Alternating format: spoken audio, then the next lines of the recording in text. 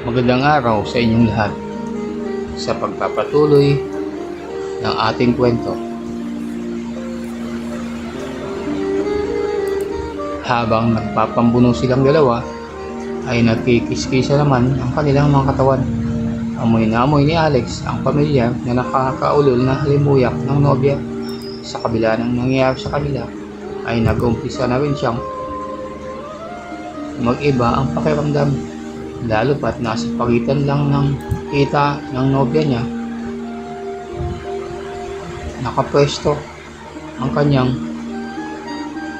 tinatagong kakaiba. Hirap na hirap si Melissa na makahulagpos sa mahigpit na pagkakayakap ng nobyo sa kanya. Ilang beses niyang sinubukang kumawala at tumayo pero kulang ang kanyang lakas. Tumutulo pa rin ang kanyang mga luha dahil sa galit. Napamura tuloy siya, madiin na mura ng ginang, sabay kinabugang dibdib ng kalaguyo kaya't bumitaw sa pagkakayakap si Alex at mabilis na hinagilap ng dalawang braso ng babae upang hindi na ito makapanakit. Lumalaban pa rin si Melissa kahit sakop na ng binata ang kanyang mga kamay. Biglit din niyang inaangat ang kanyang balakang. Pero nahihila ulit siya ni Alex pabalik sa kanduhan nito. Hindi na malaya ni Melissa na kung wala lamang siyang suot,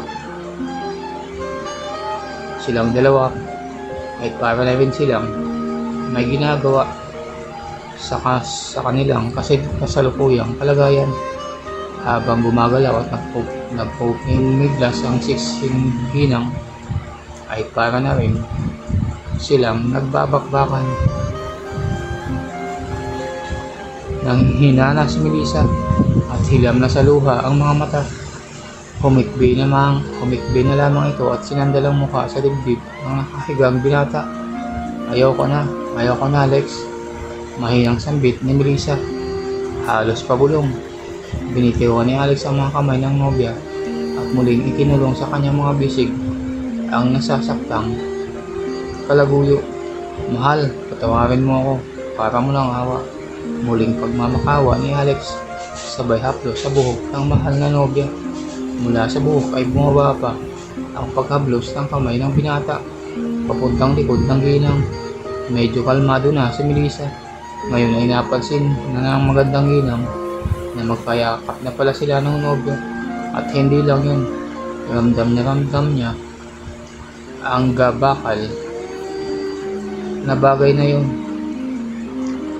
na nandaganan din ng kanyang tinatagong kayamanan at naipit sa pagitan ng kanyang nabibilog na mga hita. Hindi napansin ni Melissa na umangat na pala ang kanyang suot na palda dahil sa medyo nakakasya nakasalampak sa binata at nakalantad ang kanyang puting panloob at nakadikit ito sa umbok ngayon ni Alex na natatakpan pa ng maong na patalon. Suko na si Melissa. Nakasubsob ang kanyang mukha sa malapad na dibdib ng binata. Habang umiiyak, layuan mo na ako. Parang awa mo na, Alex. Nanghihinang sabi ng babae sa nobyo. Hindi ko kayang mawala ka, mahal ko. Ikamamatay ko. Sagot naman ang binata. Habang pahaplos-haplos sa niyayakap na nobya. Marahang idinidiin ni Alex ang kanyang harapan sa harap ng nobya upang maramdaman ng babae ang kanyang pagkasabik. Alam niyang may mangyayari uli sa kanila ng mga sandaling iyon. Nakaramdam na rin ng kaunting init ng katawan si Melissa.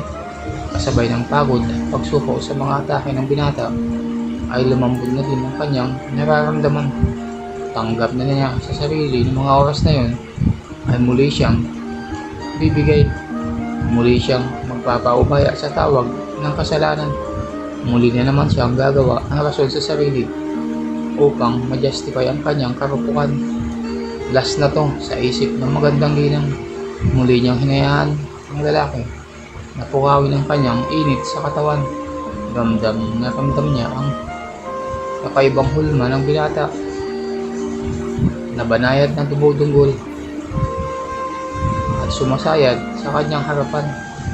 Nakikis-kis na ang kanyang panloob ng baba sa nakaumbok na pantalon ni Alex.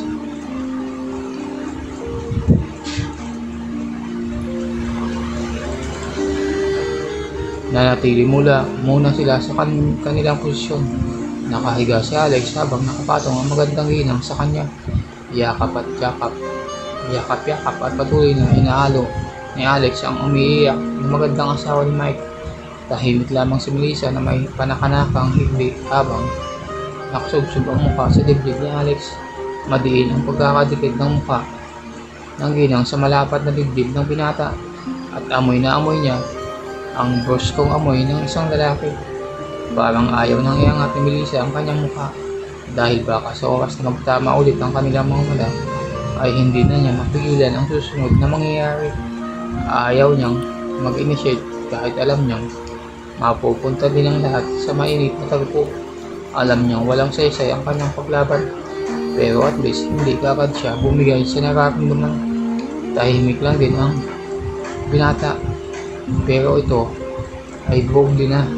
Ayaw na niyang magsalita ulit dahil baka magalit na naman at magpumiglas ang kanyang nobya. Kapwa sila tahimik at nakikiramdam sa susunod na mangyayari.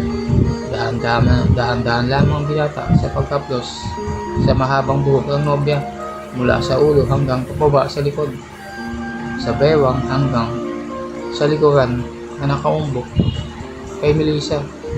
Walang reaksyon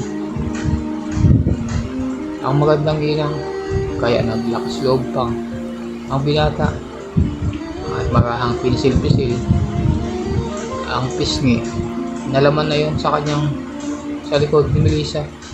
Sabay din ang kanyang harapan sa nobya. Wala pa rin reaksyon ng nobya. Ang hindi alam ni Alex ay nakakaramdam na rin ng kakaiba si Melissa,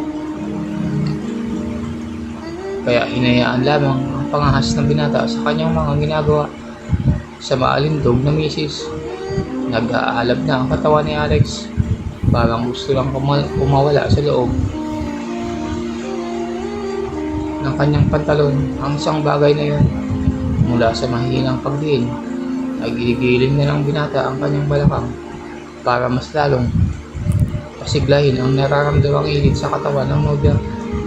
Ipinasok na rin ni Alex ang kanyang kamay sa gilid ng panloob ng ginang at marahang hinaplos ng kanyang magaspang na palad ang makinis na pangupo ni Melissa. Mula dito ay pinadausdos pa niya ang kanyang daliri upang maabot ang dapat maabot. Umaambon na ang bagay na yon sa ginang. Napangiti ang binata. Ayos sa isip niya. Muli ay pinailalim pa ng binata ang paggapang ng kanyang kamay. Dahil sadyang mahaba ang kanyang kamay, ay naabot pa rin niya ang dapat maabot. At ito ay ang sentro ng pagkababae ng ginang. Si Melissa naman ay dahan-dahang binuka ang kanyang mga hita para makasigurong malayang makakagalaw ang kamay ng binata na nagpapala sa kanyang katawan. Lukot na ang mukha ni Melissa at pilit na iniiwasang mapabulong, kaya't napakagad na lamang siya sa damit ng binata.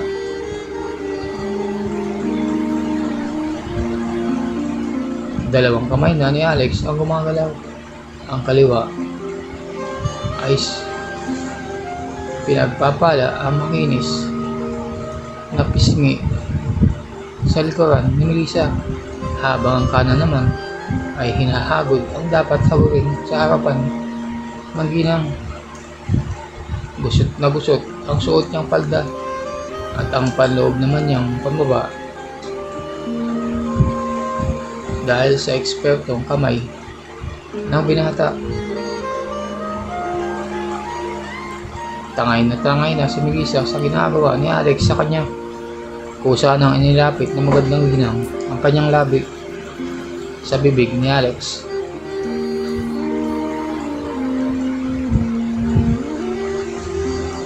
At saka ito, tinuka.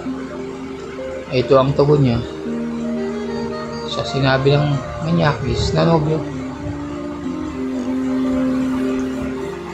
Hanggang dito na lang muna ang ating kwento. Kung nagustuhan nyo ang kwento sa araw na to, ay huwag kalimutan mag-subscribe, like at comment para updated kayo sa mga susunod pang mga videos. Hanggang sa muli, maraming salamat.